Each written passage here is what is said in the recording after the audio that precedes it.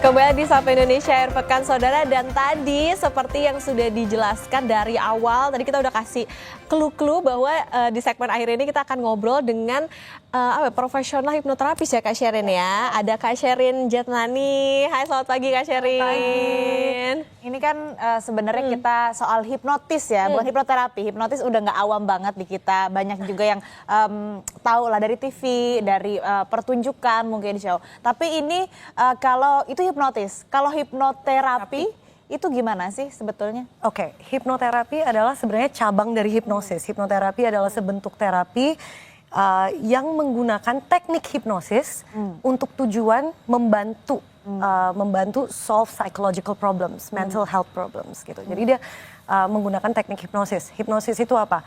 Hipnosis adalah kondisi yang sangat rileks dengan fokus yang sangat terarah agar klien dan pasien bisa mengakses alam bawah sadar mereka untuk sometimes mencari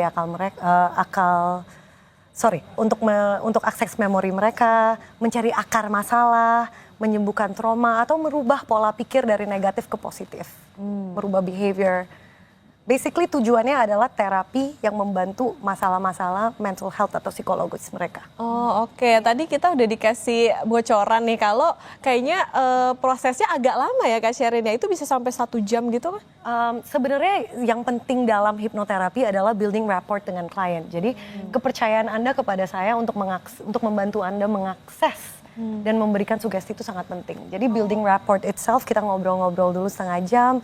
Kita harus menyetujui sugesti apa sih yang ingin kami fokuskan hari ini. Oh, oke. So itu takes time, dan setelah itu kita masuk ke terapinya sendiri. Dan jangka waktunya tergantung problem yang kita sedang atasi sih, masalah yang sedang. Berarti fokus on mental illness? Mental health ya. Mental Membantu, health. yes. Dan proses sebelum hipnoterapi ada proses bonding dulu mungkin atau? Yes, kita building rapport itu. Kita mulai mengenal, masalah yang kamu rasakan itu apa, yang ingin kamu rasakan apa. Misalnya contohnya, tadi kita ada dengan salah satu staff Kompas ya, dan sugesti yang kita setujui adalah saya adalah seseorang yang berani dalam berkomunikasi. Oh, dengan bahasan itu kita mencapai sugesti itu. Gitu. Oke, berarti ada penggabungan antara teknik di kedokteran dengan hipnoterapi itu sendiri. Kak Sherin bisa dibilang gitu?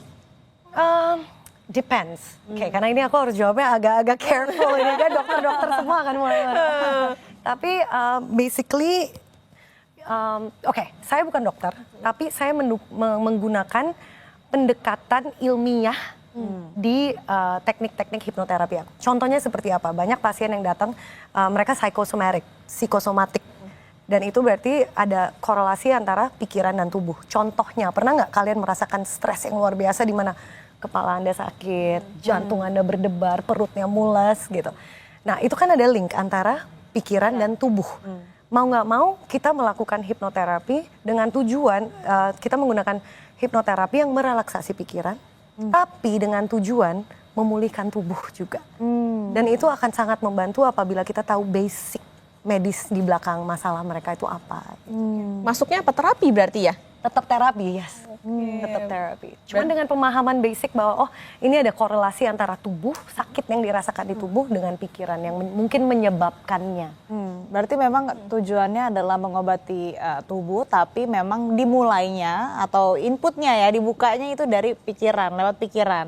Dengan hipnoterapi ini. Nah, biasanya mental illness yang sering atau mungkin pernah melakukan hipnoterapi begitu ya sama beberapa pasien, itu apa saja sih yang biasanya mereka butuhkan? Oke, so dalam klien atau pasien aku ada 2 cabang nih. Aku akan membagikan kedua. Yang pertama adalah para klien dan pasien yang sudah ke psikiater, sudah ke psikolog, dan mereka datang mencari hipnoterapi sebagai dukungan atau bantuan untuk push mereka. Dengan itu biasanya yang datang ke saya yang sudah didiagnosa BPD, yang sudah didiagnosa anxiety disorder, depression, or mereka ada kecanduan hal-hal di mana mereka disuruh menggunakan hipnoterapi sebagai tambahan terapi mereka. Nah, ada cabang kedua nih. Mereka lebih ke mungkin yang lihat online, ada yang cerita bebannya seperti terlepaskan, tapi Kak Sherin aku kok ngerasa sedih terus, ngerasa terbebani, but I don't know why. Jadi mereka datang untuk mencari akar masalahnya tuh di mana. Ada juga yang menemukan diri mereka, aku yakin banyak wanita bisa relate dalam hubungan yang toksik, again and again and again. Why? Kenapa? Atau mereka victim KDRT atau perselingkuhan. Nah ini kan mostly mungkin yang datang udah tahu masalah mereka apa. Kalau misalkan sudah ke psikolog, ke psikiater, ada satu lagi mungkin yang ingin mengetahui kenapa ya sedih atau mungkin di toxic relationship, atau kenapa sih gue tuh attract-nya tuh laki-laki yang dalam tanda kutip nggak benar gitu. Jadi kayak apa yang salah. Nah tapi kalau datang ke hipnoterapis untuk tahu apakah ada yang salah atau tidak dalam diri kita, itu bisa nggak? Bisa. Biasanya ya, yang saya lihat selama ribuan pasien yang udah aku ketemu, klien yang sudah aku ketemu, biasanya kalau mereka they find themselves di situasi where toxic relationship again and again and again, itu biasanya akar masalahnya either trauma masa kecil yang mereka bawa ke sekarang, atau mereka tidak tahu cara mencintai diri mereka sendiri.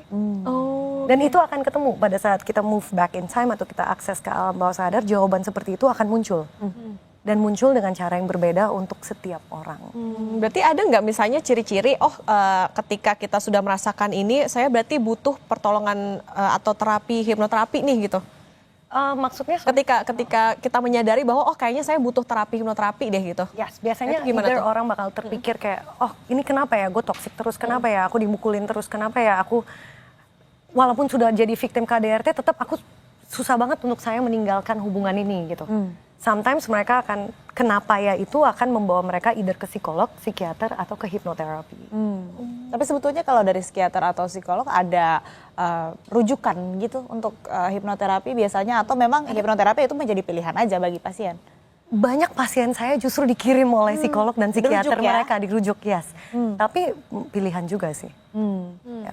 Prosesnya untuk hipnoterapi apakah satu sesi ini bisa gimana nih? Ini yang aku saya struggle dengan berbagai macam klien. Let's say, Anda susah tidur sudah 10 tahun. Nggak mungkin kan dalam satu sesi. Jadi inilah yang aku struggle, kayak dari some clients tuh, yes ada, kamu mungkin akan mencari akar masalah dalam satu sesi, tapi untuk merubah menjadi kebiasaan, menjadi core values dan belief butuh waktu. Bahkan di psikologi pun mereka mengatakan 40 hari adalah jembatan yang merubah dari niat menjadi kebiasaan. Dan 120 hari dari kebiasaan terintegrasi menjadi core values and core beliefs. So everything takes time, needs patience, and yang penting adalah takes commitment gitu. Setelah sesi ini kamu mau seperti apa? Kamu bawa pulang nggak ajaran yang kamu belajar dari sesi kamu? Kamu lakukan nggak apa yang harus dilakukan, dan apakah kamu datang lagi untuk sesi berikutnya untuk recharge dan stay on the same road gitu. Oke, depends ya artinya. Tapi kalau untuk memberi sugesti dalam waktu yang singkat mungkin satu sesi bisa kan? Some cases bisa, tapi bisa, ya? Daripada sugesti itu biasanya lebih ke mengolah meningkatkan kesadaran. Jadi misalnya nih, Anda datang ke saya dan kenapa saya di hubungan toksik? Ternyata kamu ada trauma masa kecil dan kamu lupa cara mencintai diri kamu sendiri. Kamu akan ada awareness dalam hidup kamu dan ini yang merasakan emosi seperti ini versi saya yang masih kecil yang terluka atau versi saya yang sekarang. Kesadaran tuh pasti akan teraktivasi setelah satu sesi. Oke, satu sesi bisa membangkitkan awareness. Gimana kalau kita coba satu sesi? Nah, setelah ini sudah kan bisa sampai kompas petang, jangan-jangan nanti curhatnya ya. Oke, kita akan kembali. Tetaplah di Sapa Indonesia Akhir Pekan. Kembali di Sapa Indonesia Akhir Pekan, saudara. Nah, tadi menarik ya soal bagaimana hipnoterapi ini ternyata bisa digabungkan dengan metode kesehatan dan bisa jadi rujukan untuk terapi. Nah, Kak Sherin, ada nggak mitos-mitos yang didengar atau misalnya yang biasa dipercayai oleh orang soal hipnoterapi ini? Oke, yang pertama yang bisa langsung terpikir oleh saya adalah hipnoterapis bisa menyuruh klien atau pasien melakukan apapun yang kita inginkan. Actually itu adalah mitos, karena faktanya adalah apabila klien tidak menerima, tidak mau atau tidak nyaman, itu tidak akan bisa masuk. Jadi harus ada pemahaman awal dan penerimaan awal dari klien dan pasien. Yang kedua adalah klien atau pasien selama hipnoterapi tidak sadar. Actually mereka sadar, mereka bisa berkomunikasi bahkan dengan terapis mereka dan mereka akan mengingat apa yang terjadi selama sesi mereka. Oh oke, berarti artinya hipnotis itu bukan berarti orang yang dihipnosis ini nggak sadar sama sekali dan nggak akan ingat setelah bangun gitu? Enggak, pasti akan ingat. Ini bukan tentang tidak sadar. Ini adalah masuk ke dalam alam bawah sadar dengan posisi yang sangat rileks dan sangat terfokus. Oke, berarti kalau misalnya yang di TV-TV gitu kayak Sherin yang dibakar apa tisu terus tidur gitu. Ayo. Oke. Itu juga termasuk atau beda? Jadi itu adalah cabang dari hipnosis yang beda banget dengan hipnoterapi. Itu adalah stage hypnosis. Tujuannya beda, metodenya beda, everything beda. Tujuan dari stage hypnosis adalah drama, spectacular. Tujuannya pure entertainment. Dan skill set yang dibutuhkan adalah menjadi entertainer yang luar biasa. Kalau hipnoterapi seperti yang kita sebut tadi, Tujuannya beda tujuannya ya? pemulihan psikologi. Pemulihan. Oke, nah ini kita sudah kehadiran Yaser. Yaser. Yaser tadi udah dicoba untuk di hipnoterapis ya Kak ya? Ya, kita udah spend sekitar satu jaman lah ya. Kita mulai dengan pembahasan yang diinginkan, sugesti yang diinginkan, langsung kita masuk ke dalam hipnoterapi mungkin selama berapa lama tadi? Hampir 1 jam 45 menitan ya. Oke, nah ini apa hasilnya atau yang dikerjakan tadi selama proses dari hipnoterapi itu? Mau ya sharing dulu? Gimana? Perasaannya gimana? Perasaannya? Perasaannya sih setelah hipnoterapi tadi ya kayak pertama lebih plong, lebih lega, beban-beban yang selama ini kayak dibawa beban dibawa selama ke kantor, beban dibawa kemana tuh kayak hilang, kebuang. Emang Lebih banyak bebannya? relax. Banyak. Oke, tapi lebih ini ya, Sekarang lebih nyaman. Sugesti apa sih yang diinginkan Yaser tadi sebetulnya selama proses hipnoterapi itu? Sugestinya tuh kayak buat lebih berani sih. Lebih berani. Jadi sugesti ini tuh bukan hanya Yaser muncul ke kantor, ketemu saya dan bilang, Kak Sherin saya mau lebih berani. No, it's not like that. Kita berbincang-bincang, kita bahas apa yang mengganggu kamu sehari-hari, perasaan kamu seperti apa pada saat kamu bangun, pada saat kamu ke kantor, di rumah seperti apa. Dan dia akhirnya mulai kan terbuka kan. Oh, jadi sekarang Yaser adalah seseorang yang misalnya dia bilang tadi pendam perasaan ya, memendam perasaan. Oh ya udah kita cancel itu. Kita cancel itu mau dirubah menjadi apa? Jadi itu that process is very important according to aku tuh proses yang sangat penting gitu. Kak Sherin boleh nggak langsung sharing kita gimana proses hipnoterapi? Oke, karena tadi kita sudah hipnoterapi, kita mengulangi induksi relaksasinya aja. Are you okay with that? Yeah. Oke. Oh, I'm so nervous. Harusnya dia yang nervous. Sudah. Yaser seperti tadi, posisi relax, ya, tarik nafas yang dalam. Hembuskan, kita ulang dalam hati, niatkan dalam hati saya Yaser adalah seseorang yang berani. Dan saya dapat berkomunikasi dengan lancar. Niatkan dalam hati, saya berniat untuk memasuki relaksasi fisik dan pikiran. Dengan itu ya, Seth, bayangkan diri Anda sedang duduk di kamar nonton Netflix. Tidak di Kompas, tidak live.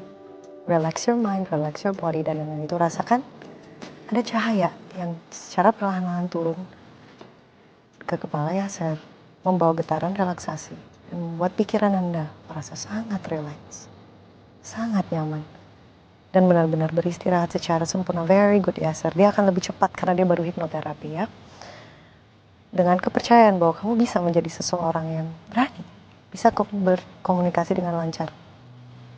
Rasakan cahaya dan getaran relaksasi ini turun secara halus dan perlahan, melewati kelopak mata Anda, wajah Anda, membuat seluruh wajah dan kelopak mata Anda merasakan relaksasi yang sangat sempurna, sangat malas, dan beristirahat secara sempurna. Very good.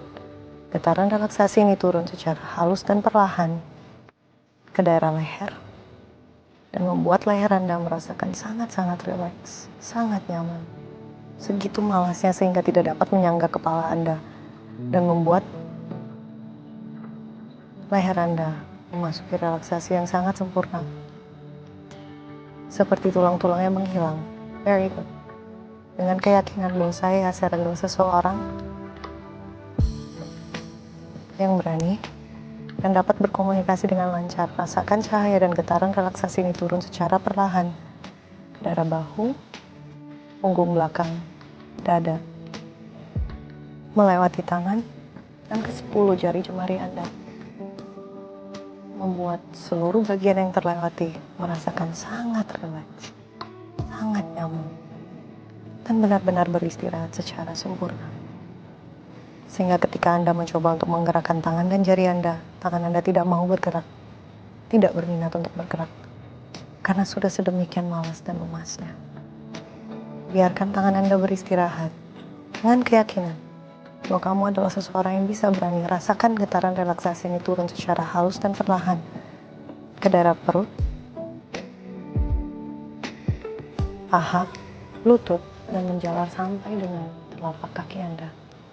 Dan tentu saja membuat semua bagian ini menjadi sangat nyaman, sangat rileks, dan benar-benar beristirahat secara sempurna. Ketika Anda mencoba untuk menggerakkan kaki Anda, ya saya rasakanlah bahwa kaki Anda semakin melemas, semakin malas. Tidak mau bergerak, tidak berminat untuk bergerak. Very good ya, Sir. Very, very good. Sama seperti tadi, kita aktifasikan cahaya keberanian dan kelancaran komunikasi di dalam tubuh Anda. Dalam hitungan 3, 2, 1. Lihatlah cahaya ungu yang tadi menyelimuti tubuh kamu. Dari ujung kepala sampai dengan ujung kaki. Membawa keberanian, membawa ketenangan, dan kebahagiaan yang luar biasa. Very good ya, Sir. Saya akan menghitung 5 sampai dengan 1 dan kamu akan kembali merasakan positif dengan cahaya ini tertanam di dalam tubuh kamu. 5, 4, kaki Anda dan tangan Anda sudah bisa digerakkan. 3, leher Anda sudah kembali ke normal. 2, pikiran Anda sudah kembali ke ruangan ini. Dan 1, Anda bisa membuka mata merasa positif dan tenang, penuh dengan keberanian. Mata dia nggak bisa kebuka karena, bentar ya, Anda bisa membuka mata dalam hitungan 3, 2, 1. Very good. Very good. Selamat pagi. Good morning. Kamu takut ya? Semua takut ya matanya nggak bisa kebuka? Enggak, kayak emes aja ternyata ini ya. Perlahan-lahan. Oke. Tenang. Oke. Wah. Sebenarnya nggak secepat ini, tapi karena tadi dia barusan aja jadi masih terasa. Kita kan baru selesai, jadi dia lebih cepat lagi masuk ke dalam relaksasi. Dan tingkat kepercayaan dia sudah sangat tinggi, jadi lebih cepat lagi untuk dia fokus dan masuk. Biasanya kalau baru memulai butuh itu ya, butuh kepercayaan, membangun kepercayaan ya antara terapis dengan Dan we have a test, it's called a hypnotherapy test. Sebelum kita masuk ke dalam induksi itu, ada beberapa tes yang kita lakukan untuk mengenal bahwa pasien atau klien ini induksinya perlu yang se-heavy apa gitu, selama apa gitu. beda-beda ya. Beda-beda. Ada yang lebih cepat menerima sugesti, ada yang lebih membutuhkan waktu atau membuilding kepercayaan yang lebih tinggi dulu. Nah, yang menarik adalah ini kan di dalam satu ruangan tidak hanya Yaser, ada kita, tapi yang tersugesti, yang terhipnotis hanya satu. Itu berarti artinya nggak masalah dalam satu ruangan ada. Tidak masalah. Oke, jadi Yaser karena saya udah spend time sama dia, setiap orang ada what's the word? Everyone is different. Ada yang kinestetik, ada yang visual. Nah, dengan dia tuh, dia tipe orang yang berperasaan. Every time kata-kata yang dia gunakan adalah saya merasa. Tadi juga pas saya keluar dari rumah saya merasa seperti ini. Sometimes saya berpikiran seperti ini. Berarti dia orangnya perasaan very important. Which means untuk dia masuk ke induksi yang lebih dalam lagi, kinestetik itu penting. What's kinestetik? Pegang. That's why the pulpen, that's why aku megang, that's why dia nggak bisa buka mata tadi. Karena matanya belum diizinkan untuk buka dengan pegangan gitu.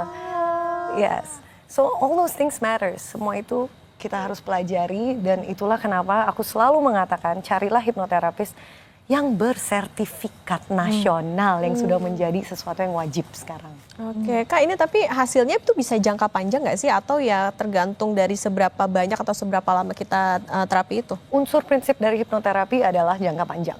We want jangka panjang. Tapi kembali lagi dengan kliennya. Apakah dia melakukan PR yang aku berikan, PR 5 detik sehari, or whatever it is. Apakah mereka datang lagi setelah 8 sampai 10 hari untuk memperkuat afirmasi mereka, untuk membahas, hey minggu ini seperti apa, perubahannya seperti apa, apalagi yang bisa kita benahi biar lebih baik lagi. Semua tergantung ke kliennya. Tapi dasarnya yes, yang kita inginkan jangka panjang. Oke. Pengen ke Yaser nih, gimana? Udah berarti satu hari 2 kali. Enggak. Semakin tadi yang dirasakan mungkin kan tadi lebih ini ya, lebih relax. Nah, tapi tadi dari goals yang ingin dicapai atau mungkin bahkan setelah sesi tadi 1 sesi atau 2 sesi bahkan jadi bisa mengenal diri sendiri. Yang tadinya nggak tahu mungkin jadi tahu apa sih yang lagi dihadapi sama diri sendiri atau apa yang harus kita lakukan untuk diri kita sendiri gitu. Atau kayak gimana? Boleh cerita dong.